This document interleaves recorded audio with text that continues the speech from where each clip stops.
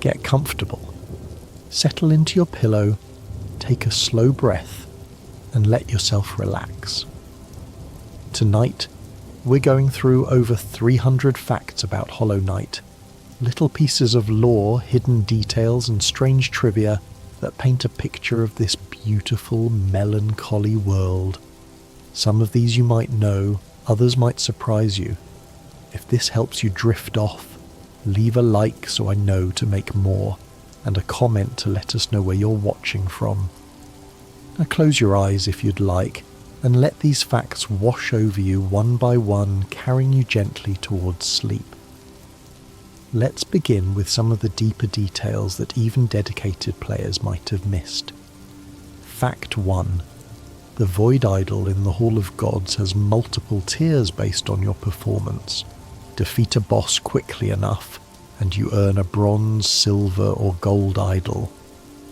But defeat a boss without taking any damage, and the idol becomes radiant, glowing with light. Perfection is rewarded with the symbol of the very god you're trying to destroy. Fact 2. The God-Seeker's physical body can be found in the junk pit, discarded among garbage. She travelled to Hallownest seeking gods and ended up thrown away like refuse. In the Embrace the Void ending, her physical body is consumed by void, confirming that events in Godhome affect the real world. Fact 3.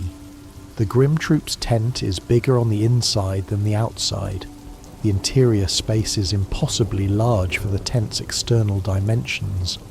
The troop exists partially in the Nightmare realm, and entering their tent means crossing into that dimension. Fact 4. Quirrell's mask belonged to Monomon. She gave it to him before becoming a dreamer, and it granted him unusual longevity. When he removes it at the Blue Lake and disappears, the implication is that his artificially extended life has finally ended. Fact 5. Zote's 57 precepts contradict each other. Precept 4 says, "Forget your past," while Precept 46 says, "Learn from your past." This isn't an oversight. Zote is a fraud who makes things up as he goes, unable to keep his own philosophy consistent. Your breathing is slowing now. Let these details drift past you like leaves on still water. Fact 6. The Mantis Lord's throne room has 4 thrones, not 3. The 4th, smaller throne is partially hidden behind a pillar. It belonged to the Traitor Lord before his betrayal. The other mantises never removed it. Fact 7. Cloth's Dream Nail dialogue mentions scars she carries. She's not seeking a warrior's death for glory alone. There's pain in her past that she wants to escape. Her bandages may hide more than they reveal. Fact 8. Ogrim is the only great knight whose name appears in normal dialogue. The others, Isma, Zama, Drya, Hegemol, are only named in item descriptions or Dreamnail text. Ogrim introduces himself because he's the only one still capable of conversation. Fact 9. Isma's tear isn't a tear of sadness. The word tear refers to the teardrop shape. She crystallized part of herself to leave behind, knowing someone would eventually need the ability to swim through acid. Fact 10. Marissa in the Pleasure House is a ghost who doesn't know she's dead. She performs for an audience that will never come, thanking you if you sit and listen. Her song is a lament for empty seats. Fact 11. The nailsmith asks you to kill him with the perfect nail he created to end his story at its peak. But if you spare him, he eventually appears at Shio's hut, covered in paint, having discovered a new passion. It's one of the few unambiguously happy endings in the game. Fact 12. Cornifer hums while he works, and his humming is a simplified version of each area's theme music. He subconsciously absorbs the melody of each region as he maps it. Fact 13. Iselda's sigh, Bapanada, is a word in the bug language. Team Cherry confirmed it roughly means "what a shame" or "such a pity." She's expressing genuine melancholy about her sedentary life, missing the days when she explored alongside Cornifer. Fact 14. The last stag's hidden nest contains eggs. Finding it gives him hope that his kind might continue, that he's not truly the last. It's one of the few moments of optimism in a game filled with tragedy. Fact 15. Sly was once a great nail master, one of the finest warriors in Hallownest. He trained Oro, Matto and Shio. He retired to run his shop, but if you learn all 3 nail arts and return to him, he acknowledges your mastery with quiet pride. Fact 16. The Great Slash, Dash Slash and Cyclone Slash each reflect their creator's personality. Oro is aggressive and direct. Shio is artistic and precise. Matto is enthusiastic and powerful. Learning from all 3 gives you a complete combat education. Fact 17. The Hollow Knight's Dreamnail dialogue during the final battle is just, "Father." Even while being destroyed by the infection, even while fighting you, it still thinks of the Pale King. Fact 18. The path of pain's hidden memory shows the Hollow Knight as a child reaching toward the Pale King. That tiny moment of connection, of something like love, was the crack that doomed the seal. A truly hollow vessel wouldn't have looked back. Fact 19. The Pale King's workshop contains failed vessel designs. Some have different proportions, different horn shapes. Each represents an attempt at creating the perfect hollow being. Each was deemed insufficient. Fact 20. The royal retainers embedded in the White Palace walls can be dream-nailed. Their thoughts reveal they're still conscious, still serving, eternal duty. They're frozen, unable to move or die, serving forever. Your eyelids are heavy now. Let them close. The facts will continue without you needing to see them. Fact 21. The White Palace's saw blades weren't always there. The Pale King added them as his paranoia grew, transforming his home into a death trap. He was trying to keep everyone out, even his own servants. Fact 22. The Pale King's corpse sits alone on his throne. How he died is never explained. Maybe the infection reached him. Maybe he gave up. Maybe, after everything failed, he simply chose to stop.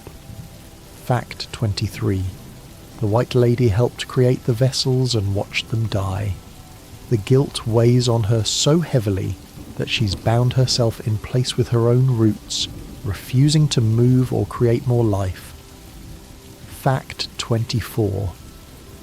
I implore you, do not think too harshly of our choices, the White Lady says. We did what we thought was right. It's not an excuse. It's just the truth. 2 beings who tried to save their kingdom and failed. Fact 25. The King Soul charm represents the union of the Pale King and White Lady. His half comes from his corpse. Her half comes from her living body. Together, they slowly generate soul, a reminder of the life-giving power they once shared. Fact 26. The birthplace memory shows vessels climbing toward light, but many fall back into the void. You weren't chosen. You were discarded, cast into the abyss with countless others. Somehow you survived. Somehow you climbed out. Fact 27. The abyss is filled with the shells of your dead siblings, thousands of them, maybe more. The Pale King created countless vessels in his search for one that was truly hollow. Fact 28. The lighthouse in the abyss keeps the void contained. Its light suppresses the darkness, preventing it from rising. When you turn it off to obtain the shade cloak, you're releasing something that was meant to stay buried. Fact 29. The Shade Cloak lets you dash through enemies and obstacles, becoming shadow for a moment. It's obtained in the abyss, a gift from the darkness that birthed you. Fact 30. When you descend into the abyss with the King Soul charm, the void recognizes you. Your siblings' shades rise up, not to attack, but to acknowledge. The King Soul transforms into the void heart. You've accepted what you are. Fact 31. The Hollow Knight wasn't truly hollow. It developed attachment to the Pale King, something like love. That tiny crack in its emptiness was enough for the Radiance to exploit. The seal was doomed from the moment it was created. Fact 32. You might be different. You might be truly empty. Or you might have your own cracks, your own attachments.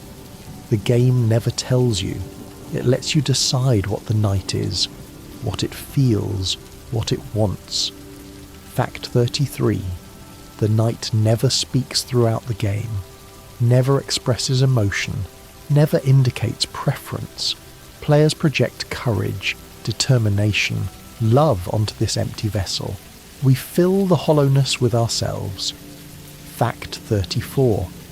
Team Cherry confirmed the night has no gender. Vessels of void given form beyond such distinctions. Players are free to interpret them however they wish. The emptiness is an invitation. Fact 35. The game's title has multiple meanings. Hollow Knight refers to the vessel containing the Radiance. It refers to you, who might be hollow or might not. It refers to the concept of hollowness itself. Your body is warm and heavy. Your mind is quiet. Let these meanings settle without needing to be resolved. Fact 36. The Radiance existed before the Pale King. She was a being of pure light who connected all bugs through shared dreams. Under her rule, they had no individual consciousness, but they belonged to something greater. Fact 37. When the Pale King gave bugs individual minds, they forgot the Radiance. He actively suppressed her memory, erasing temples, scattering followers, replacing her worship with his own. He wanted to be the only light. Fact 38. Forgotten gods don't fade away. The Radiance festered in the collective unconscious, growing angrier with each passing year. Her light curdled into something toxic. When she broke free, her rage became the infection. Fact 39. The infection isn't really a disease. It's the Radiance forcing herself into minds that forgot her. She wants to be remembered, but her method of forcing remembrance destroys the very mind she's trying to reach.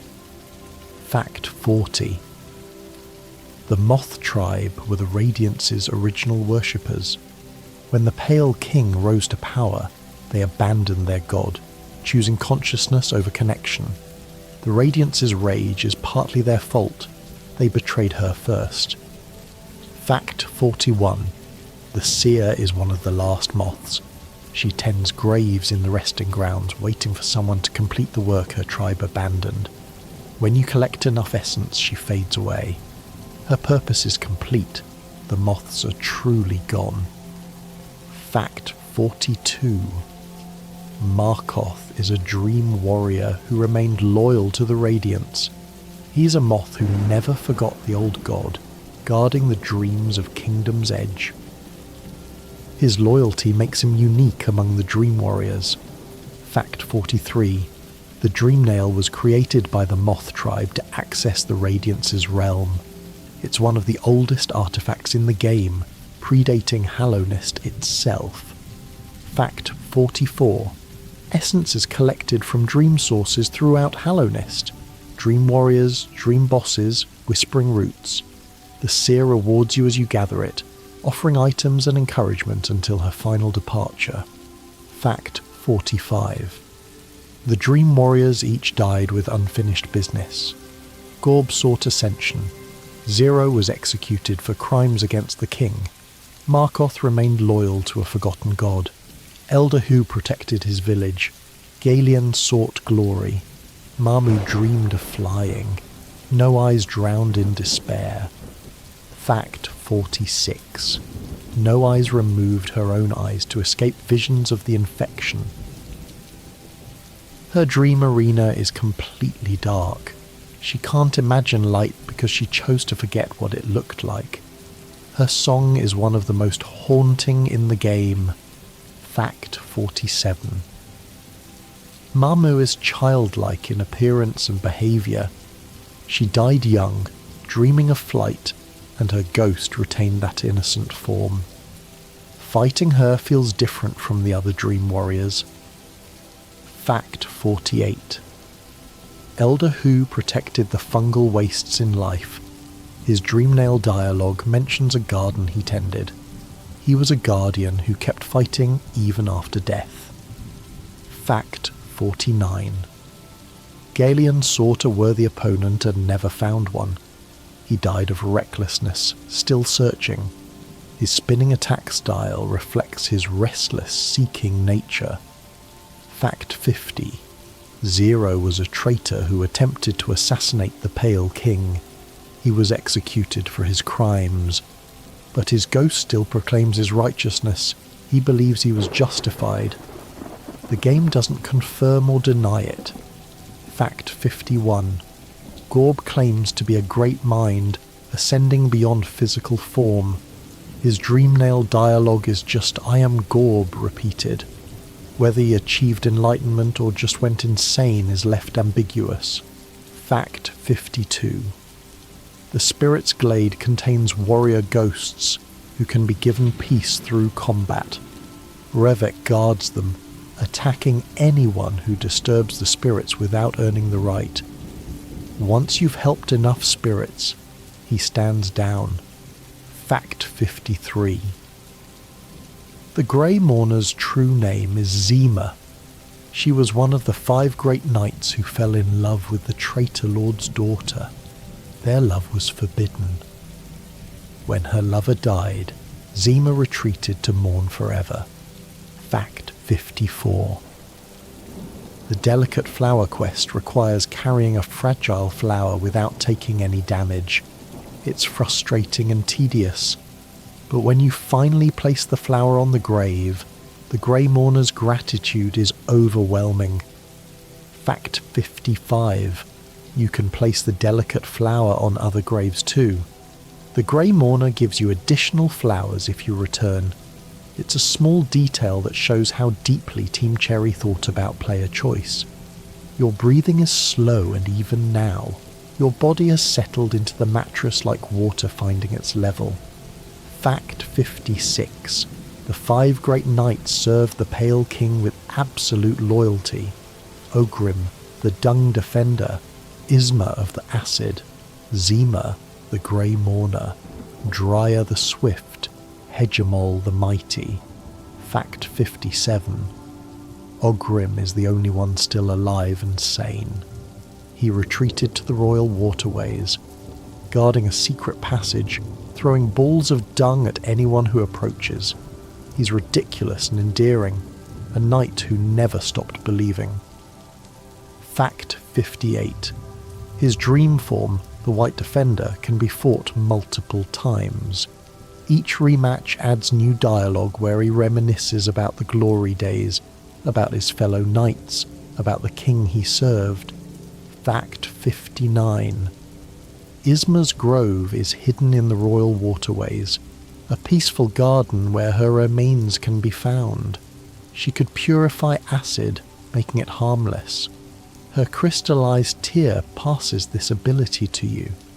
Fact 60. Drya died defending the White Lady. Her body lies in the Queen's gardens, surrounded by the corpses of enemies she killed before falling. Her loyalty lasted until her final breath. Fact 61.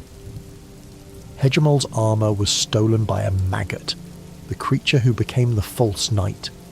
The real Hegemol was a gentle giant, massive and powerful but kind-hearted. What happened to him after his armour was taken is never explained. Fact 62. The false knight isn't evil. He's a maggot who found powerful armour and used it to protect his siblings. His dream form, the failed champion, reveals his desperation. He just wanted to keep his family safe. Fact 63. The maggots in the Forgotten Crossroads are the false knight's siblings. After you defeat him, they mourn at his broken armour. They lost their protector. Fact 64. The Forgotten Crossroads wasn't always forgotten. Before the infection, it was the main thoroughfare of Hallownest, a bustling hub where bugs travelled between regions. The name itself is a tragedy. Fact 65. As the infection spreads, the crossroads transform. Orange growths cover the walls. New enemies appear. The atmosphere shifts from melancholic to hostile. You're not just exploring a dead kingdom, you're watching it die. Fact 66. The City of Tears gets its name from eternal rain falling through its ceiling. A massive lake sits above the city, water constantly dripping through stone, creating the melancholic atmosphere that defines the area. Fact 67. Christopher Larkin's theme for the City of Tears is one of the most beloved pieces of video game music ever composed. A simple piano melody that perfectly captures the sadness of a fallen capital. Fact 68. The Soul Sanctum sits in the heart of the city. Scholars there studied soul, the white energy that animates all living things. They believed soul could cure the infection. They were wrong. Fact 69. Soulmaster led the Sanctum's research. He was respected once, a brilliant mind devoted to saving his kingdom, but desperation corrupted him. He began draining soul from living bugs, killing them in the process. Fact 70. The mistakes and follies in the Soul Sanctum are failed experiments. Bugs who were drained of soul and left as shambling husks. They're tragic reminders of good intentions gone horribly wrong. Fact 71. The Watcher's spire rises above the city, home to Lurien the Watcher. He devoted himself to observing Hallownest, watching over the kingdom from his tower. His loyalty to the Pale King was absolute. Fact 72. Lurien became a dreamer willingly, sacrificing himself without hesitation. His death is quick and quiet, a single strike, and he's gone. He never wavered. Fact 73. Monomon the teacher chose the archives as her resting place. She was a scholar who sought knowledge above all else, studying the infection even as it consumed her kingdom. Fact 74. Monomon erased Quirrell's memories and sent him away to protect him. He wandered for years, not knowing who he was, until something called him back to Hallownest. Fact 75. Quirrell helps you break Monomon's seal. He watches his mentor die, then walks away to find his own ending at the Blue Lake. His journey is one of the most touching in the game. Your thoughts are fading now, becoming distant and soft. Let Quirrell rest. Let yourself rest alongside him. Fact 76. Hera the Beast ruled Deepnest before becoming a dreamer. Her bargain of the Pale King was purely transactional. She would strengthen the seal, and in exchange, she would have a child. Fact 77. That child was Hornet. The only thing Hera truly wanted. She gave up her waking life, entered eternal sleep, all for the chance to be a mother. She never got to raise her daughter. Fact 78. Hornet guards Hallownest fiercely, testing those who would disturb the seals. She knows that breaking the seals means killing her mother. She helps you do it anyway, because some things are more important than family. Fact 79. Hornet is the knight's half-sister. They share the Pale King as a father, but Hornet has a mother, Hera, while the knight was born from Void. They're family, but they're also fundamentally different. Fact 80. Hornet first appears in Greenpath.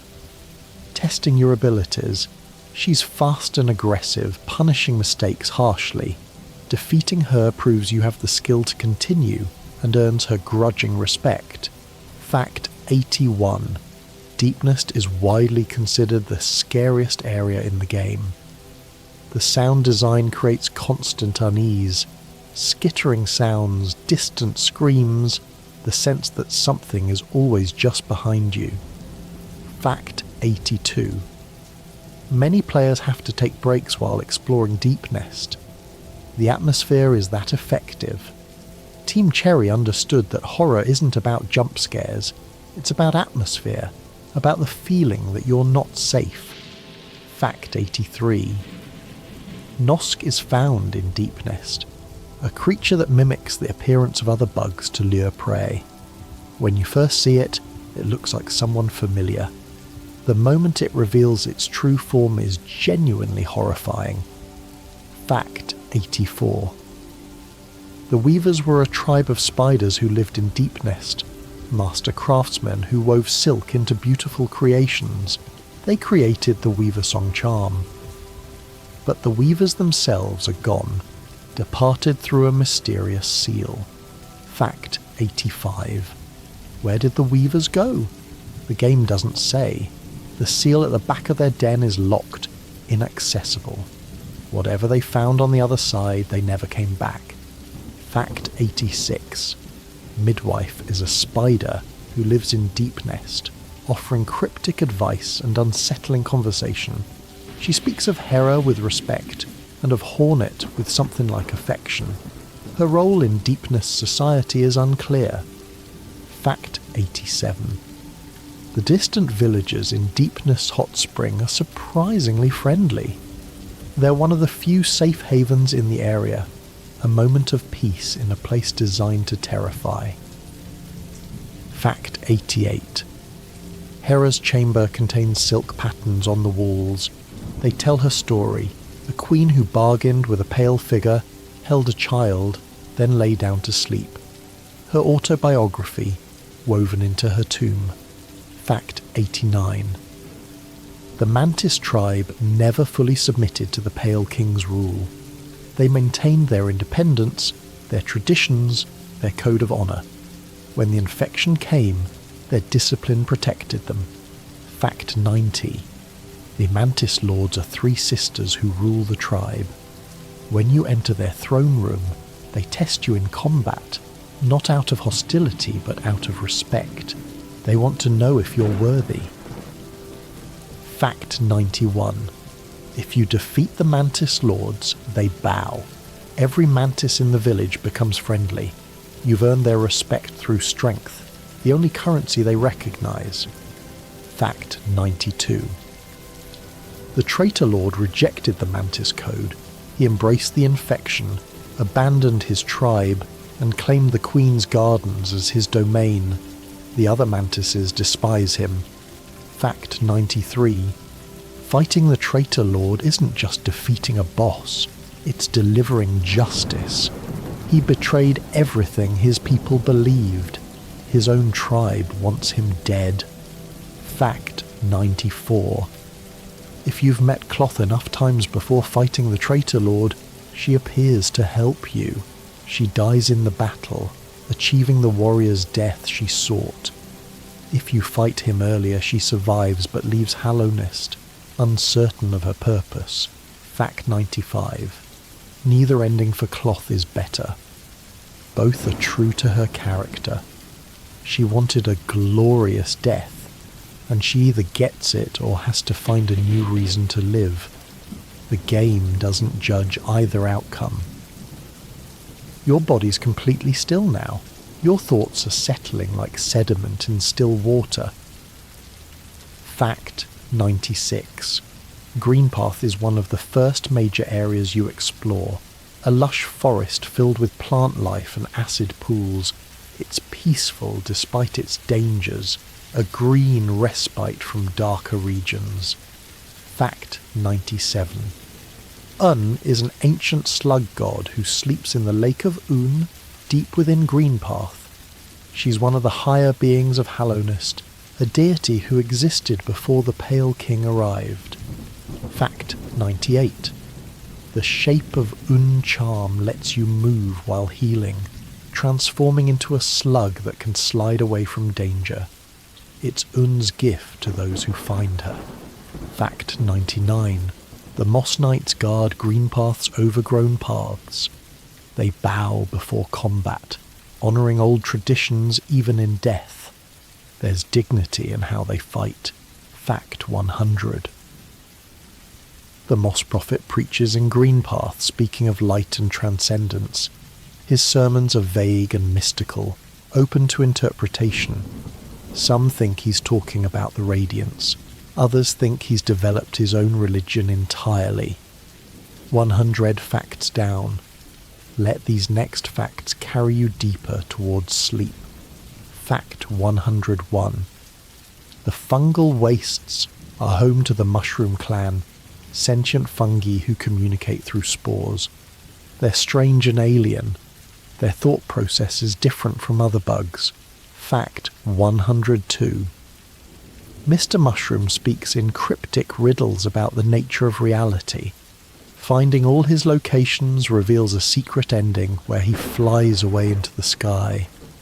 Where he's going, what he knows, the game doesn't say. Fact 103.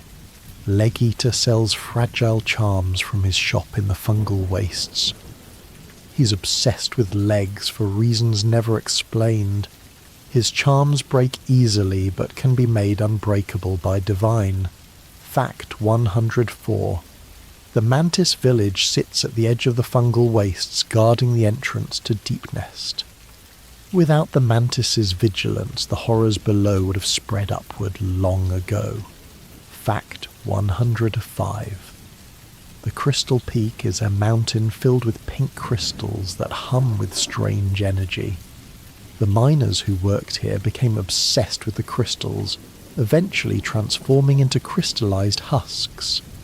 Fact 106. Myla is a miner in Crystal Peak who sings while she works. Her song is cheerful at first. As the infection spreads, her lyrics become darker.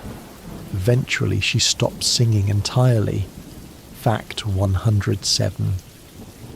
When you return later, Myla is fully infected. She attacks on sight, her cheerful personality gone. You can kill her or leave her be, but you can't save her. There's no cure. Fact 108. Many players refuse to kill Myla. They leave her alive, infected but breathing, because killing her feels like giving up. The attachment players feel to this minor character shows how effectively the game builds emotional connections. Fact 109. The Crystal Guardian is a massive miner overtaken by crystal growth. You fight it twice, once in the peak, once in the resting grounds. The second fight is harder, the crystals having grown further. Fact 110. The royal waterways are the sewage system of the City of Tears, dark and damp, filled with creatures that thrive in filth. The contrast with the elegant city above is stark. Fact 111. The Flukemarm is a grotesque boss in the waterways, a massive creature that spawns smaller flukes. The Hunter's Journal calls her the alluring god of motherhood. She was once worshipped. Fact 112. The Junk Pit contains discarded things from across Hallownest. Among the garbage you can find the Godseeker's cocoon. She travelled far seeking gods and ended up thrown away.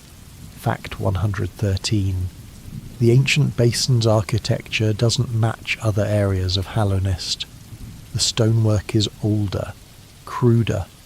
The Pale King may have built his kingdom on top of older ruins. Fact 114. The broken vessel is found in the ancient basin, another of your siblings, claimed by the infection. Fighting it is tragic, a battle against someone who should have been family. Fact 115.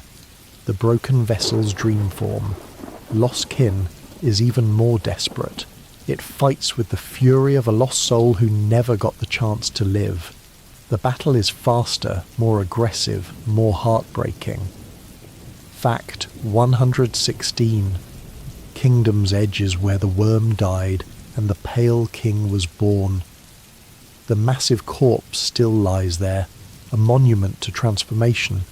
Standing before it, you understand what the Pale King sacrificed. Fact 117. Bardoon is an ancient caterpillar who lives in Kingdom's Edge. So old he remembers the time before the Pale King. He speaks slowly, thoughtfully, offering insights no one else can provide. Fact 118. This ashen place is all that remains of him, Bardoon says of the worm. His pale brilliance, his great mind, his endless ambition, all gone. He watched a god die, and a kingdom rise and fall.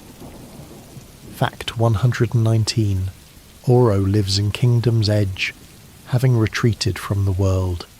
He was one of Sly's students, a nail master who teaches the dash/slash.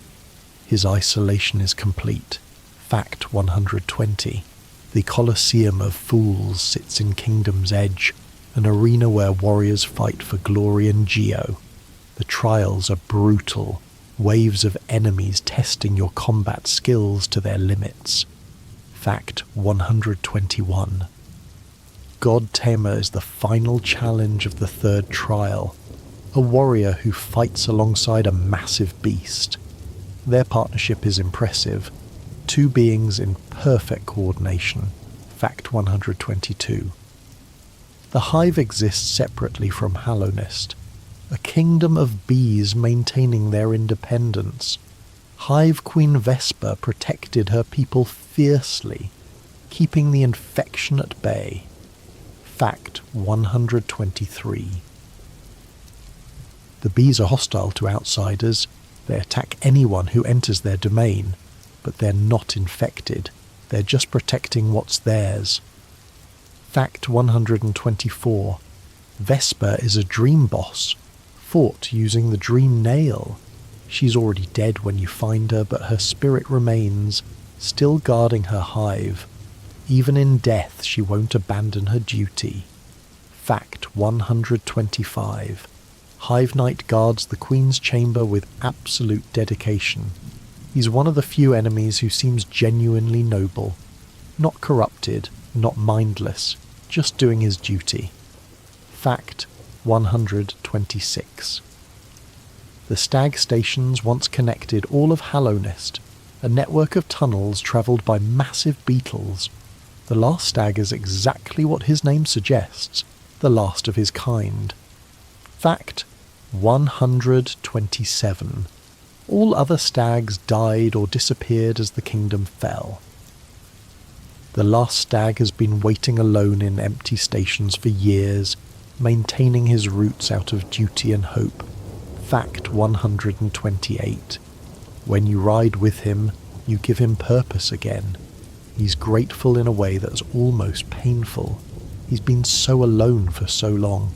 Your presence means everything. Fact 129. Deepnest is the town above Hallownest, the first place you see. It starts nearly empty. Just Elderbug, too nervous to venture below. He warns you about the dangers. He worries about your safety. Fact 130. As you progress, Deepnest grows. Characters you meet below move to the surface. Sly opens a shop. Iselda sells maps. Bretta fills her house with drawings. The town becomes a measure of your progress. Fact 131. Elderbug notices the changes. He becomes more hopeful as the town fills up. You've brought life back to this place, he says. Your actions ripple outward, affecting people you might not notice. Fact 132. Bretta is rescued from fungal wastes and develops a crush on you. Her house fills with drawings and writings about her hero, but if you rescue Zote, her affection transfers to him instead. Fact 133. Bretta eventually leaves Dirtmouth following Zote. Her house becomes empty. It's a small tragedy. She was looking for a hero and chose poorly. Fact 134. Zote the Mighty is arrogant and incompetent, constantly getting into trouble he can't handle. You can save him multiple times or let him die. The game doesn't punish either choice. Fact 135. If Zote survives, he appears in Dirtmouth, reciting his 57 precepts to anyone who'll listen. He takes credit for things he didn't do. He's insufferable, but he's trying. Your body is warm and still. Your mind is empty and peaceful. Fact 136. The Grimm Troop arrives after you light the nightmare lantern in the Howling Cliffs. A massive red tent appears in Dirtmouth, and the troop waits inside. Fact 137. Troop Master Grimm is elegant and theatrical, treating everything as performance. Even his boss fight feels choreographed. Precise movements, clear rhythms, patterns that reward attention. Fact 138. The Grimm Troop travels between dying kingdoms, feeding on the flames of their collapse. They've done this for eons, perpetuating the nightmare's heart through endless ritual. Fact 139. Nightmare. King Grimm is one of the hardest fights in the game. His attacks follow clear patterns, almost rhythmic. Many players describe the battle as a dance, brutal and beautiful. Fact 140. Broom, the accordion player, is tired. He's performed this ritual countless times. He offers you a choice: complete the ritual or destroy the nightmare lantern and end the cycle forever. Fact 141. If you end the cycle, Broom loses his memories. He becomes Nim, a simple bug who plays accordion in Dirtmouth. He seems happier without the burden of eternity. Fact 142. The Grimm child grows as you gather flames from Grimmkin throughout Hallownest. The process mirrors raising a child, feeding it, nurturing it, watching it grow stronger. Fact 143. Divine eats your fragile charms and transforms them into unbreakable versions. Her appetite seems endless. She speaks of eating other things too. Her hunger is unsettling. Fact 144. The carefree melody charm is obtained only by ending the Grimm cycle. It occasionally protects you from damage, a small gift representing the peace that comes from breaking cycles. Fact 145. The hunter lives in Greenpath, dedicated to cataloguing every creature in Hallownest. His journal fills as you defeat enemies, each entry containing lore about the creatures you fight. Fact 146.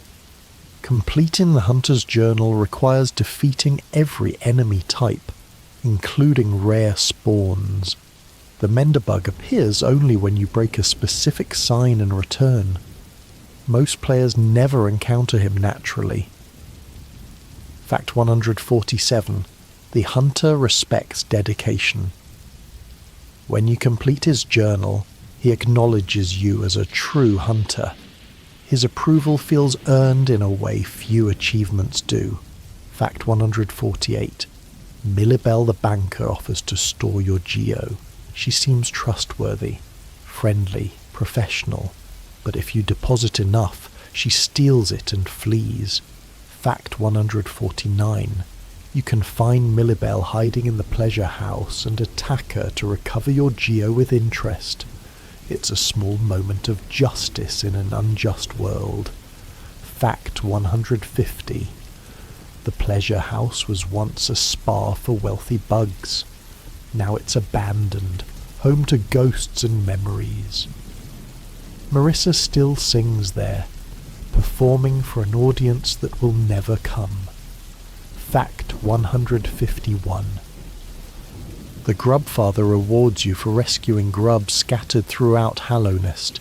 There are 46 grubs in total, hidden in jars across the kingdom. Fact 152. When all grubs are rescued, you find the Grubfather has eaten them all, his belly swollen with their forms. It seems horrifying at first. Fact 153. But listen to the sounds the grubs make inside him. They're happy, content. The grubfly's elegy charm found nearby suggests this is part of their natural life cycle. They'll emerge transformed. Fact 154. Sometimes what looks like an ending is actually a transformation. The grubs aren't dead. They're becoming something new. Fact 155. The collector is found in the Tower of Love, a strange bug obsessed with preserving creatures in jars. His collection includes various bugs from across Hallownest. Your thoughts are soft and distant now. Let the collector's obsession fade away. Fact 156. The Black Egg Temple sits at the heart of Hallownest, containing the Hollow Knight and the seal that binds the Radiance. 3 locks protect it, each connected to a dreamer. Fact 157. To enter the temple you must kill Lurien, Monomon and Hera. You must end their eternal sleep and break the chains they forged. Fact 158. The Hollow Knight waits inside. Your sibling, the chosen one, the vessel that was supposed to be perfect but wasn't. It's been containing the Radiance for years, and the strain has broken it. Fact 159. Orange infection leaks from its eyes. Its movements are erratic, desperate. It's fighting against itself as much as against you. Fact 160. In the later phases, the Hollow Knight stops attacking entirely. It just stabs itself over and over, trying to contain what can no longer be contained. You're not fighting an enemy, you're ending a tragedy. Fact 161. The basic ending has you take the Hollow Knight's place. You become the new seal, containing the Radiance within yourself. It's a sacrifice, but not a solution. The infection will break free eventually. Fact 162. The sealed sibling's ending is darker. If you have the Void Heart but don't use the Dream Nail, Hornet helps seal the Black Egg, trapping herself inside with you. 2 siblings imprisoned instead of 1. Fact 163. The dream no more ending requires the Void Heart and the Dream Nail. You enter the Hollow Knight's mind and face the Radiance directly. Light against Void. Fact 164. Defeating the Radiance destroys her. The infection ends. The Knight sacrifices itself, consumed by the void it was made from. Hornet survives, emerging to find a kingdom finally free. Fact 165. But free for what? The kingdom is still ruined. Most inhabitants are still dead. You saved Hallownest, but there was nothing left to save. Fact 166. The God-Seeker came from a distant land called the Land of Storms, seeking gods to worship. Her civilization was devoted to finding and serving higher beings. Fact 167. The Pantheons are the God-Seeker's challenges, boss rushes that test your mastery of combat. Each Pantheon focuses on different themes, combining bosses in grueling sequences. Fact 168. The Pantheon of Hallownest combines every boss into a single gauntlet lasting over 40 minutes. No checkpoints, no mistakes allowed. At the end waits the absolute Radiance. Fact 169. The absolute Radiance is the Radiance at full power, undiminished by centuries of imprisonment. She's faster and aggressive, her attacks filling the screen with golden death. Fact 170. Defeating her triggers the Embrace the Void ending. The night becomes something new, the void given focus. All void unifies, consuming the Radiance entirely. Fact 171. Is it salvation or catastrophe? The game doesn't say. The void is hungry. Maybe you've given it power to consume everything. Or maybe you've transcended into something that can finally rest. Fact 172. The ambiguity is intentional. Team Cherry wanted players to find their own meaning. Some find the ending hopeful, others find it terrifying. Both interpretations are valid. Fact 173. The Radiance fight takes place on platforms above endless void. She attacks with beams of light, summoning swords and spikes. It's challenging but fair, a test of everything you've learned. Fact 174. The Infection's orange contrast with the Pale King's white and the Void's black. These three colours represent the three major forces in Hallownest: Old God, New God, Primordial Darkness. Fact 175. The game communicates through colour in ways that feel intuitive. Blue represents lifeblood and healing. Green represents nature. Pink represents the crystals. Orange means danger. Your body is completely relaxed. Your mind is drifting towards sleep. Fact 176. The core of Team Cherry is just two people. Ari Gibson handling art and animation, and William Pellon on programming and design. They worked out of a small office in Adelaide, Australia. Fact 177. Christopher Larkin composed the soundtrack, his haunting melodies becoming inseparable from the game's identity. He created music that perfectly captures each area's atmosphere. Fact 178. The Kickstarter campaign asked for 35,000 Australian dollars. They received 57,000. That extra funding let them expand the game beyond their original vision. Fact 179. The game wasn't always called Hollow Knight. Early development used the title Hungry Knight, and the protagonist was motivated by hunger rather than mystery. The tone was comedic. Fact 180. Somewhere along the way, Team Cherry found the darker heart of their story. Hungry Knight became Hollow Knight, and comedy became melancholy. Fact 181. Hollow Knight released in February 2017 for PC. The Switch version in June 2018 introduced the game to millions of new players. Fact 182. Many consider the Switch version the definitive way to experience Hallownest. Portable, intimate, perfect for late nights when sleep won't come. Fact 183. The kingdom exists entirely underground, beneath a mountain separating it from the world above. The surface is mentioned but never shown. Fact 184. Before the Pale King arrived, the bugs of Hallownest were mindless creatures driven by instinct. They had no names, no history, no sense of self. Fact 185. The Pale King gave them consciousness, individual minds, the ability to think and dream and create. It was his gift to them, and his curse.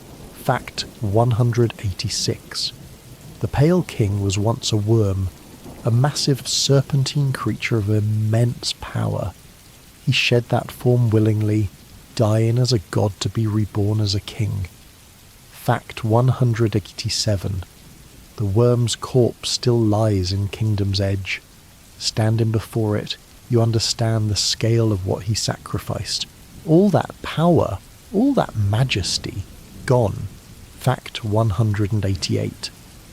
Why would a god make himself small? The game never answers directly. The mystery is part of the story. Fact 189. The game has sold millions of copies and won numerous awards.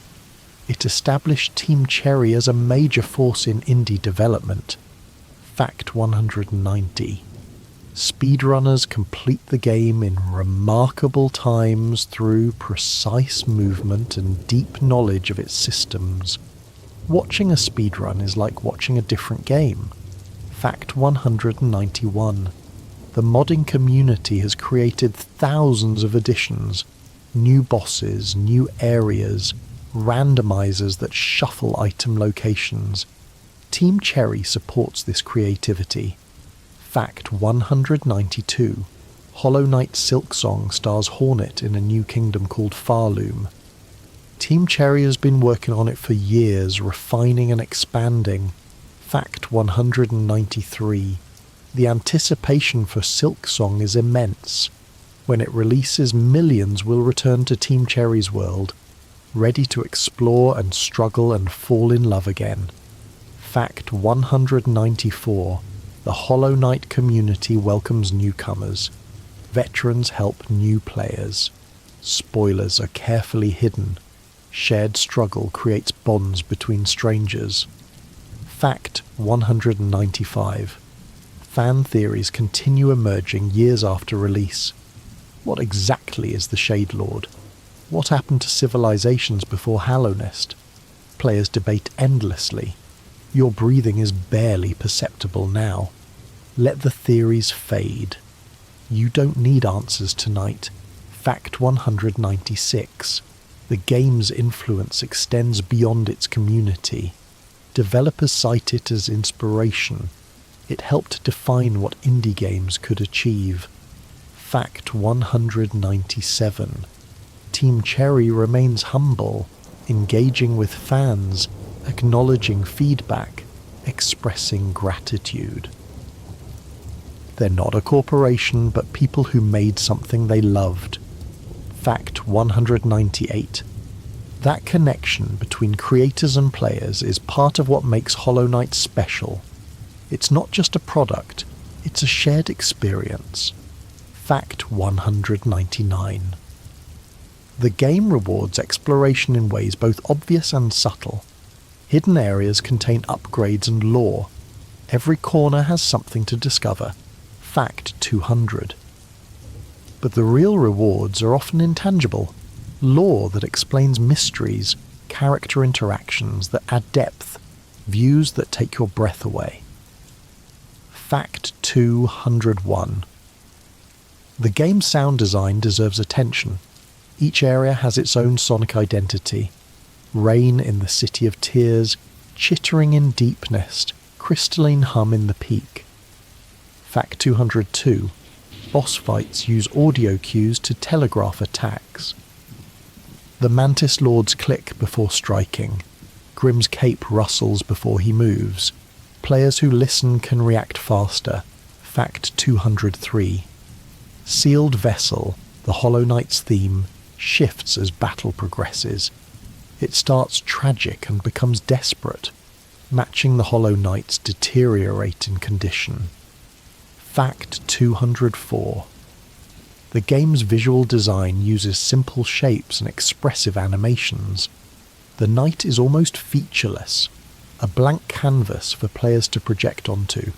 Fact 205. Each area has its own colour identity. City of Tears is blue and grey, Greenpath is vibrant green, Deepnest is dark and organic, Crystal Peak is bright pink. Fact 206. The Radiance is pure gold and white, blinding in brightness. She's terrifying, not because she's ugly, but because she's beautiful. Her light once connected all bugs in shared dreams. Fact 207.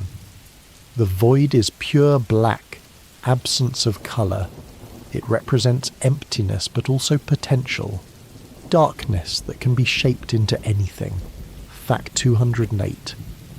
The game was praised for its value. A massive, polished experience for $15. Team Cherry wanted it accessible to everyone. Fact 209. Word of mouth spread. Players told friends. Reviews glowed. The game became a phenomenon through quality alone. Fact 210. The game's title has layers. Hollow Knight is the vessel. Hollow Knight is you. Hollow Knight is the concept of emptiness itself. Fact 211. Is hollowness a flaw or feature? The Hollow Knight failed because it wasn't truly hollow. You succeed perhaps because you're not hollow either. Fact 212. Or maybe you are hollow. Maybe you're just a vessel doing what vessels do.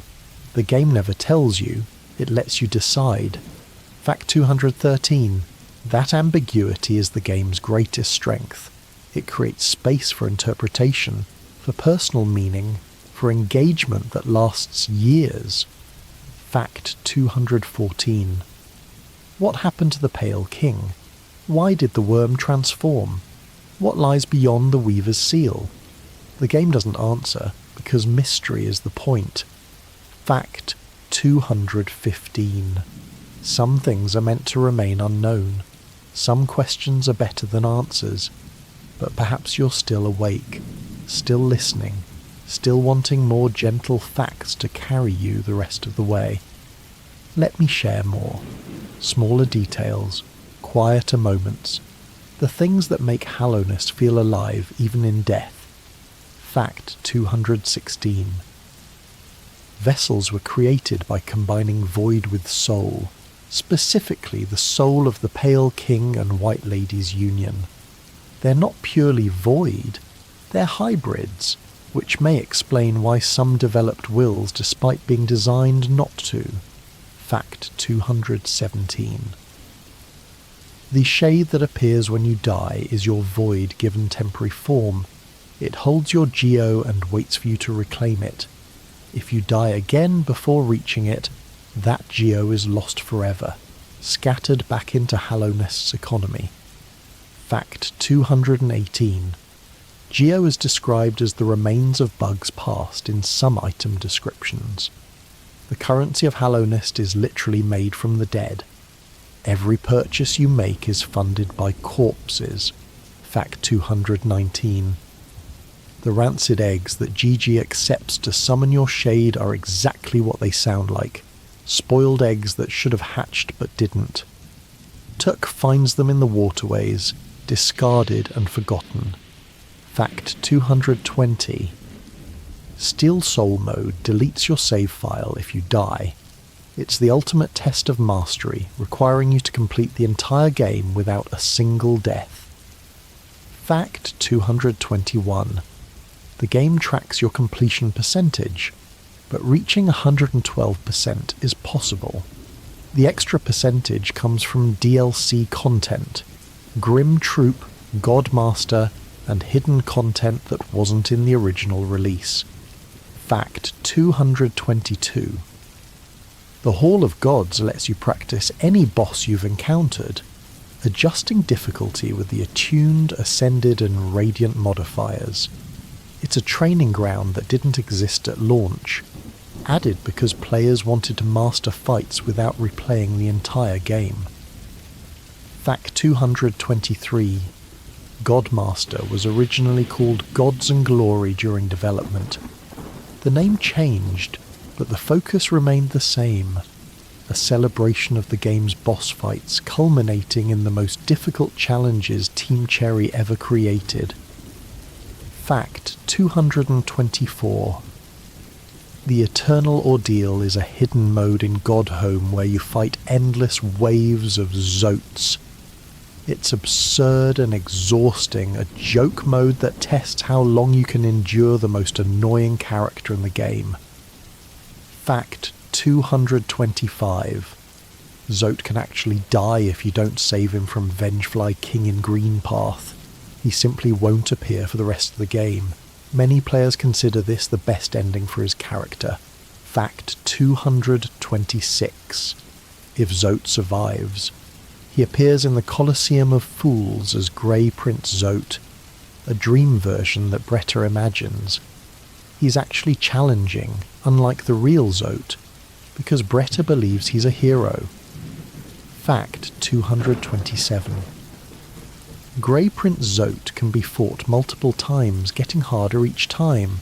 By the 10th fight, he's genuinely one of the harder bosses in the game.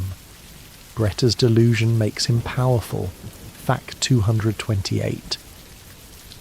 The Grimm Troop DLC added the Nightmare Lantern, the Grimkin enemies, and the entire Ritual questline. It was free, like all Hollow Knight DLC. Team Cherry never charged for additional content. Fact 229. The Lifeblood update added the Hive Knight boss, Lifeblood Core, and various quality of life improvements. Again, completely free. Team Cherry kept expanding the game for players who already owned it. Fact 230. Hidden Dreams added the White Defender and Grey Prince Zote fights, plus the dream versions of several bosses. More free content, more challenges, more reasons to return to Hallownest. Fact 231. The game's map system requires you to buy maps from Cornifer, then purchase upgrades from Iselda to add features like showing your location or tracking collectibles. It's deliberately inconvenient, encouraging exploration over reliance on markers. Fact 232. Wayward Compass is often called the most important charm in the game, despite having no combat use. It simply shows your location on the map. New players equip it immediately. Veterans eventually learn to navigate without it. Fact 233. Gathering Swarm automatically collects Geo that enemies drop, pulling it toward you. It's a quality of life charm that many players never unequip, even though it uses a notch that could go toward combat abilities. Fact 234. Grubsong gives you soul when you take damage, rewarding failure with resources. Combined with other charms, it creates builds that benefit from getting hit, turning weakness into strength. Fact 235. Thorns of Agony damages enemies when you take damage, another charm that rewards getting hit. Some players build entire strategies around taking damage intentionally. Fact 236.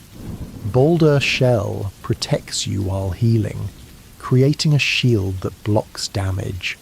It's essential for new players learning boss patterns, less useful once you've mastered the timing.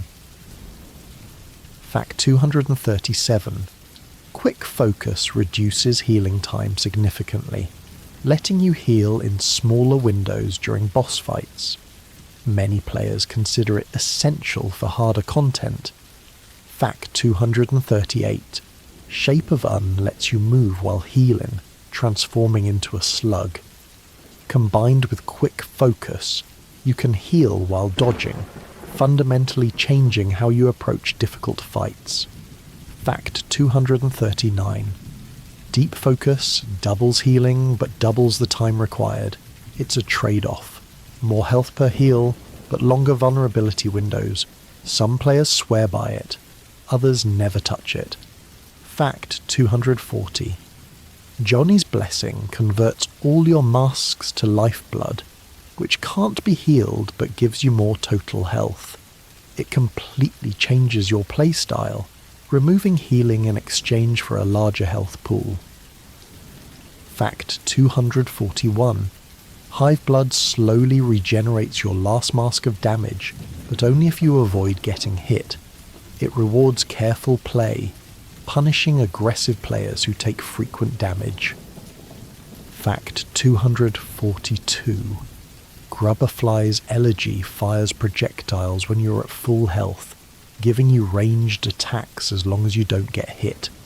It rewards perfect play with additional offensive options. Fact 243. Fury of the Fallen increases your damage when you're at 1 mask, turning near death into a power boost. Speedrunners use it intentionally, staying at low health for the damage increase. Fact 244. Fragile charms break when you die but offer powerful effects. Fragile Strength increases nail damage by 50%. Fragile Heart adds 2 masks. Fragile Greed increases geodrops. All of them can be made unbreakable by Divine. Fact 245. Unbreakable charms cost enormous amounts of geo, 15,000 for Unbreakable Strength alone. Divine literally eats your fragile charms and geo, then produces the unbreakable versions. Fact 246. Carefree Melody, obtained by banishing the Grimm Troop, has a chance to block damage that increases each time it fails. It's random but powerful, sometimes blocking hits that would have killed you. Fact 247. Grimchild attacks enemies automatically, growing stronger as you progress through the Grimm Troop ritual. At its final form, it's a reliable source of additional damage, though its targeting can be erratic. Fact 248. Weaversong summons small weaverlings that attack enemies and gather soul for you. They're weak individually but useful for passive soul generation during exploration. Fact 249. Glowing Womb creates hatchlings that seek out enemies, costing soul to maintain. It's an aggressive charm that converts your spell resources into autonomous attackers. Fact 250. Dream Shield orbits you and blocks projectiles, also dealing damage to enemies it touches. It's useful against ranged enemies and bosses with projectile attacks. Fact 251. Sprint Master and Dash Master increase your movement speed and dash recovery respectively. They're mobility charms that make exploration faster and combat more fluid. Fact 252. Sharp Shadow turns your Shade Dash into an attack, dealing damage when you dash through enemies. It extends your dash distance too, changing the timing of your dodges. Fact 253. Nailmaster's Glory reduces the charge time for nail arts, making Great Slash, Dash Slash and Cyclone Slash more practical in combat. It's essential for nail art focused builds. Fact 254. Quick Slash increases your nail attack speed significantly, letting you deal more damage in the same time window. Many players consider it the best offensive charm in the game. Fact 255. Mark of Pride extends your nail's reach, letting you hit enemies from safer distances. Combined with Quick Slash, it creates a powerful melee build. Fact 256. Long Nail also extends reach but less than Mark of Pride. It costs fewer notches though, making it useful when you need the extra range but can't spare the notches for Mark of Pride. Fact 257. Steady Body prevents knockback when you hit enemies, letting you stay in place during combat. Some players love it for aggressive play, others find it disorienting. Fact 258. Heavy Blow increases knockback on enemies, pushing them away with each hit. It's situationally useful but generally considered one of the weaker charms. Fact 259. Spell Twister reduces the soul cost of spells, letting you cast more frequently. It's essential for spell-focused builds that rely on Vengeful Spirit, Desolate Dive, and Howling Wraiths. Fact 260. Shaman Stone increases spell damage significantly, making spells your primary damage source. Combined with Spell Twister, it creates powerful caster builds. Fact 261. Soul Catcher and Soul Eater increase soul gained from hitting enemies, fueling more spells or more healing. Soul Eater is more powerful but costs more notches.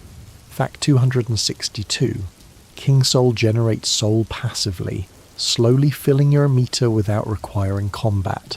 It's obtained by combining the two halves from the Pale King and White Lady, and it's required to access the Abyss and obtain the Void Heart. Fact 263. Void Heart replaces King Soul after you accept your nature in the Abyss. It costs 0 notches and enables the true endings, but it no longer generates soul. The trade-off is access to the game's real conclusions. Fact 264. The charm notch system limits how many charms you can equip simultaneously. You start with 3 notches and can find or buy more throughout the game, up to 11 total. Fact 265. Salubra sells charm notches and provides a blessing if you sit on the bench in her shop. Her humming is genuinely soothing, and many players rest there just to hear it. Fact 266. Charm notches are hidden throughout Hallownest, in Fog Canyon, Fungal Wastes, the Colosseum and elsewhere. Finding them all requires thorough exploration. Fact 267. The game has over 40 charms total, creating enormous build variety. No two players approach combat exactly the same way. Fact 268. Nail upgrades are obtained from the nailsmith using pale ore and geo. Each upgrade increases your damage, and the final upgrade, the pure nail, requires all 6 pieces of pale ore scattered across Hallownest. Fact 269. Pale ore locations include the Seer's reward for essence, the Grub Father's reward for grubs, Nosk's lair in Deepnest, the Ancient Basin, and the Colosseum's third trial. Finding them all requires engaging with most of the game's content. Fact 270. Spell upgrades are found in specific locations. Vengeful Spirit becomes Shade Soul in the Soul Sanctum. Desolate Dive becomes Descending Dark in the Crystal Peak, and Howling Wraiths becomes Abyss Shriek in the Abyss. Fact 271. Abyss Shriek is considered the most powerful spell in the game, dealing massive damage to enemies above you. It's obtained by returning to your birthplace with the ability to use spells, a symbolic moment of reclaiming your origin. Fact 272.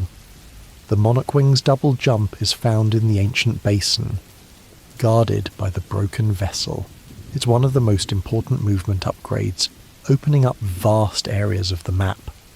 Fact 273. Crystal Heart lets you fly horizontally until you hit a wall obtained in Crystal Peak. It's required to reach several areas and creates new platforming possibilities. Fact 274. Mantis Claw lets you cling to walls and jump off them, obtained in the Mantis Village. It's one of the first major upgrades and fundamentally changes how you navigate. Fact 275.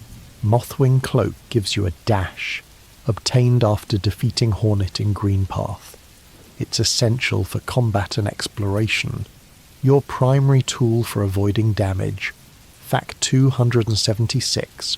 Shade Cloak upgrades your dash to pass through enemies and certain obstacles, obtained in the Abyss.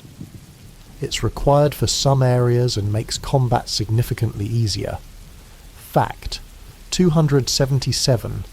Isma's Tear lets you swim in acid without taking damage, obtained in Isma's Grove.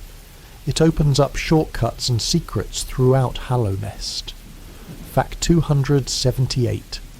The Dream Nail lets you read thoughts and enter dreams, obtained from the Seer in the Resting Grounds. It's required to fight dream bosses and access the true endings.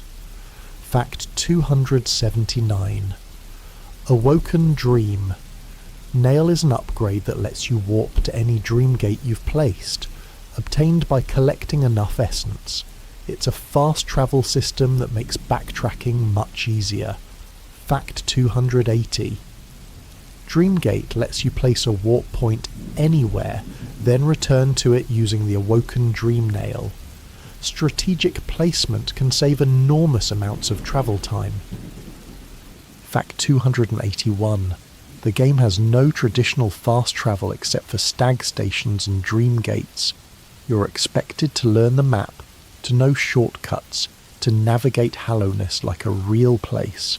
Fact 282. This design choice is intentional. Team Cherry wanted exploration to feel meaningful, wanted you to develop a mental map of the kingdom. Fast travel would undermine that sense of place. Fact 283. The game takes most players 40 to 60 hours to complete fully, though skilled players can finish the main story in under 20. Speedrunners complete it in under 30 minutes.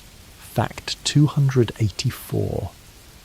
True completion, all charms, all upgrades, all bosses, all endings, can take over 100 hours. The game is enormous for its price point. Fact 285. The Godmaster content alone adds dozens of hours for players attempting to complete all Pantheons and achieve all Radiant boss kills. Fact 286. Some players have spent thousands of hours in Hollow Knight, mastering every boss, completing challenge runs, exploring mods, and helping new players in the community. Fact 287. The game's difficulty is often compared to Dark Souls, though the comparison is imperfect. Both games reward patience and punish carelessness, but Hollow Knight's combat is faster and more aerial. Fact 288. Boss patterns in Hollow Knight are consistent and learnable. Every attack has a tell, every pattern can be memorized. Death is a teacher, not a punishment. Fact 289. The game auto-saves at benches, and death returns you to the last bench you rested at. There's no manual save system which creates tension. You can't save scum your way through difficult sections. Fact 290. Benches also serve as the game's rest points, where you equip charms and recover health. They're scattered throughout Hallownest, sometimes in obvious locations, sometimes hidden. Fact 291. Some areas have very few benches, increasing tension. Deepnest is notorious for this. Long stretches without safe rest, forcing you to push forward or retreat. Fact 292. The game's difficulty curve is carefully designed. Early areas teach mechanics gently. Later areas assume mastery. The Pantheon of Hallownest assumes perfection. Fact 293. The game's lore is told through item descriptions, environmental details, NPC dialogue, and dreamnail thoughts. Nothing is explained directly. You piece together the story yourself. Fact 294. This storytelling approach rewards attention and exploration. Players who rush through miss most of the narrative. Players who explore and read everything discover a rich, tragic history. Fact 295. The Hunter's Journal contains lore for every enemy, written from the hunter's perspective. His observations are sometimes clinical, sometimes poetic, always informative. Fact 296. Dreamnail dialogue reveals characters' innermost thoughts, often contradicting what they say aloud.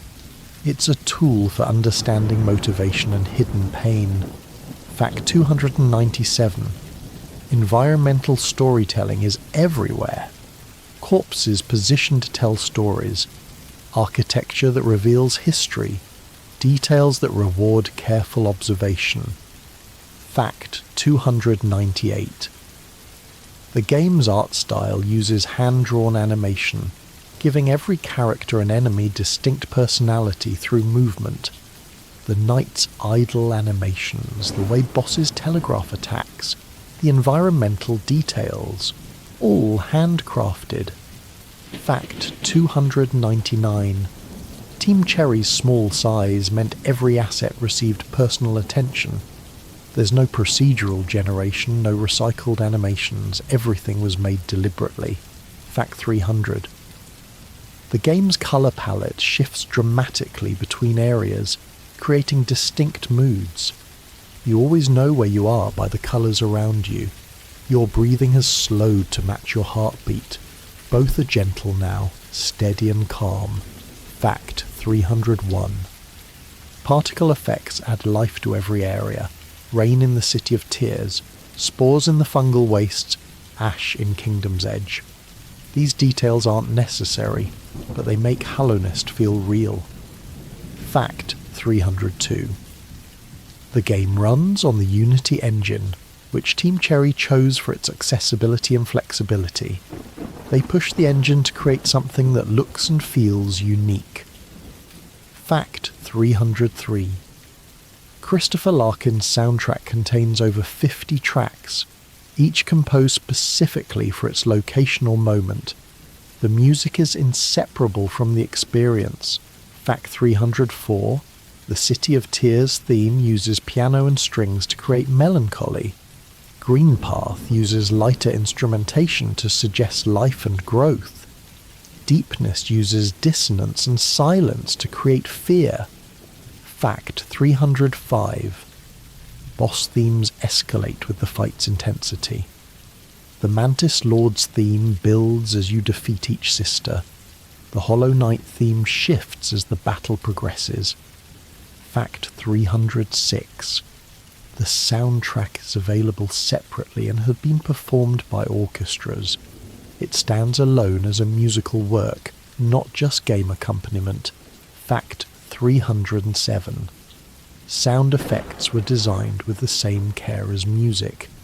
The sound of your nail-hitting enemies, the ambient noise of each area, the audio cues for attacks, all deliberately crafted. Fact 308. The game supports multiple languages, with translations that preserve the poetic quality of the original English text. Fact 300. Team Cherry engaged with the community throughout development and after release, taking feedback seriously and implementing requested features. Fact 310. The game's success was unexpected. Team Cherry hoped to make enough to fund their next project. Instead, they created one of the most beloved indie games ever made. Fact 311. Hollow Knight's influence can be seen in countless games that followed. The Metroidvania genre experienced a renaissance partly because of its success. Fact 312. The term Souls-like is sometimes applied to Hollow Knight, though Team Cherry has said Dark Souls wasn't a primary influence. The similarities come from shared design philosophies rather than direct inspiration. Fact 313. The game's multiple endings encourage replay, each revealing different aspects of the story. The basic ending is bittersweet. The true ending is ambiguous. The secret ending is transcendent or terrifying, depending on interpretation. Fact 314. New Game Plus doesn't exist in Hollow Knight. Each playthrough starts fresh, though your knowledge carries over. You become better, not your character. Fact 315. Steel Soul mode is the closest thing to increased difficulty. Permadeath that tests everything you've learned. Fact 316.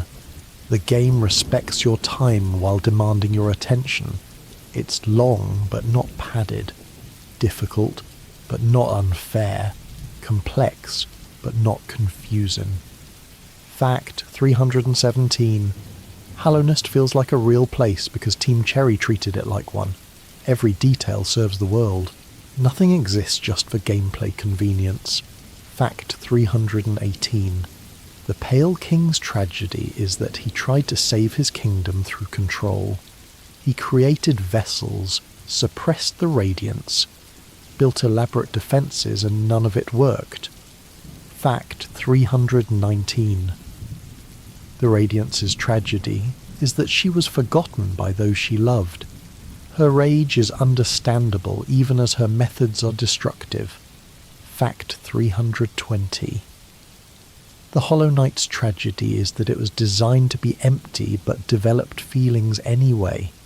It failed because it was more than it was supposed to be. Fact 321. Your tragedy, if you have one, is that you might be truly hollow. You might be the perfect vessel the Pale King sought.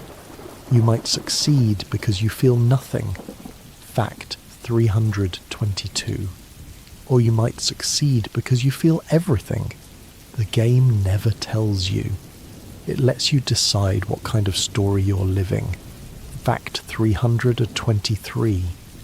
The void is patient.